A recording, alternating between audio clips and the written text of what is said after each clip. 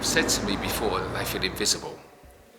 I've had someone thank me for talking to them, which in this day and age in our society is completely wrong. It's almost, the haircut's almost secondary.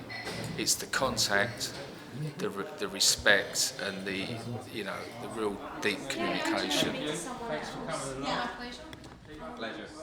It's a connection between human beings.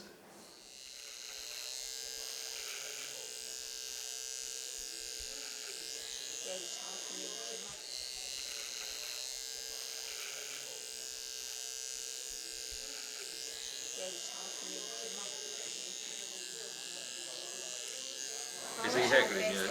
You what? Is he heckling you? No. Yeah, alright. It started, funny enough, a couple of weeks' time. It's 5 years ago.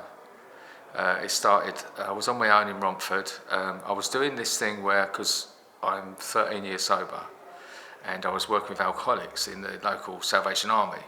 And at the same time, I'd seen this guy on Facebook from America doing these makeovers on the street. And I thought, it's brilliant, being a hairdresser. I thought, next week when I go and do my alcoholic talk, I'll do some of the guys who come in to get food. And that was the first session. And from that point on, I've done it ever since. It sounds a bit dramatic, but that day changed my life. You've got to remember that you all love and go to a salon and you come out feeling good, but you're coming from a place of so-called normality. Imagine someone who's had the worst time that you can ever imagine, then A, gets talked to, treated like a human being, and then actually gets touched, because they often don't get touched. And that is the real icebreaker. When you lay hands on someone, it really breaks open the communication. I think, so I've been doing this 2.5 years. So, yeah, it's a little while now.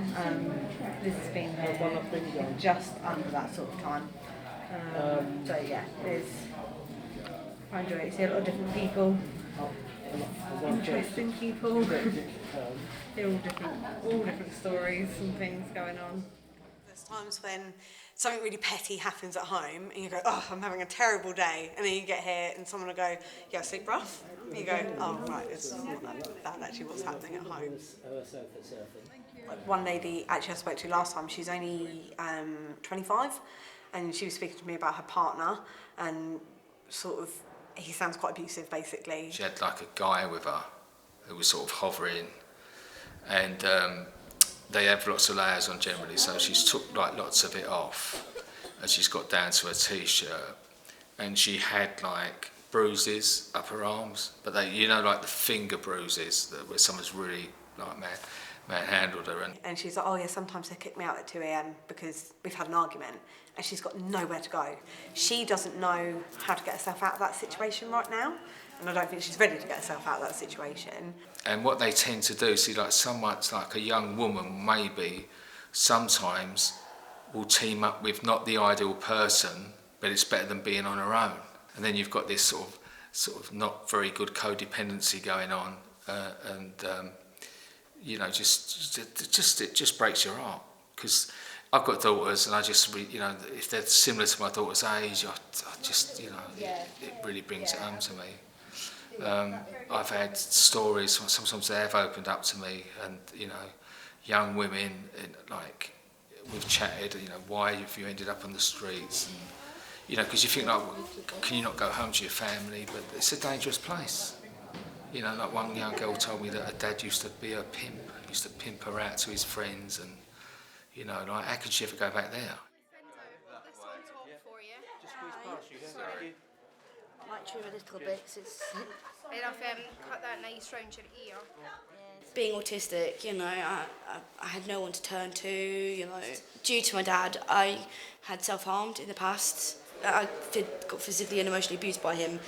It got to the point where I did run away from home, just having to wander around, find a place to, that's in the shade and shelter. At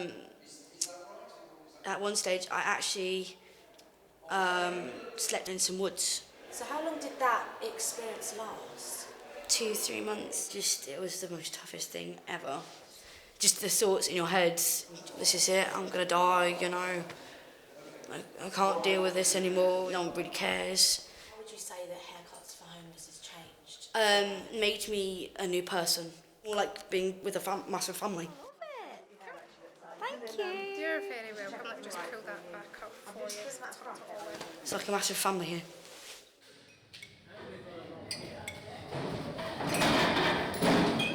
Do we have a number 59? Really good idea. I won't smile because I've got half my teeth missing. I can understand why people walk past, you know, because what can you do?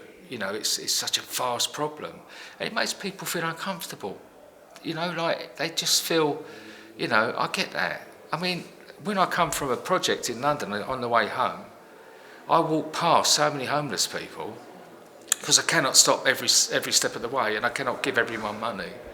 So what I do is choose to give my time, which, by the way, is the most precious commodity we've got. You said about what can I do to educate. The biggest education is reminding people these are human beings. You know, that they matter. I just seen a guy in there, Mike, and he's me where I'd be now if I hadn't have changed my life 13 years ago. You know, and I held the mirror up to him. And he's mucking about. I went, yeah, mate, this bloke's worth something. You know, and he gave me a big cuddle. And I said, you know, I'm not preaching to you, but I've not drunk for 13 years and your life can only get better. You know, and he goes, oh, it gives me something to think about.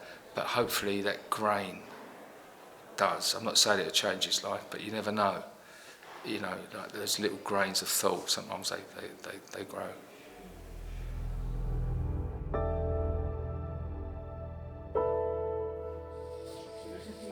Thick hair's lovely.